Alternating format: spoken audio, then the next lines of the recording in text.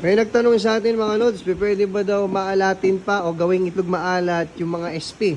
Sa mga hindi po nakakaalam, yung SP po, ito po yung mga itlog ng itik na na-incubate na at hindi po naging balot o walang similya. So pwede ba daw bang gawing pang itlog maalat yon? Ang sagot po, pwede pa rin po mga idol. Kaso nga lang, ang disadvantage noon, mabilis siyang bumaho. Pangalawa, ay hindi siya ganoon nagmamantika. Yun po ang disadvantage nun. Mabilis talaga siya masira pagka SP.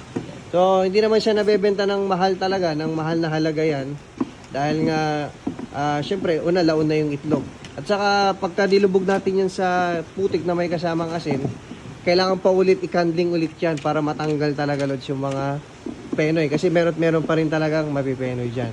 So, pwede pa rin gawing itlog maalat. Kami lods, minado kami. Ginagawa pa rin namin itlog maalat ito. Yung mga SP na yan. Sample ng SP. Gold, pakita mo nga. Sample nga ng SP dyan. Yan. Yan, mga malilinaw na yan. Yan. Ginagawa pa itlog maalat. Tapos, pakita mo nga yung penoy. Penoy yan, yan o. Parang penoy sabaw siya. Yan, di na pwede yan gawing maalat. Pero yung mga malilinaw pa yan, mga idol yan.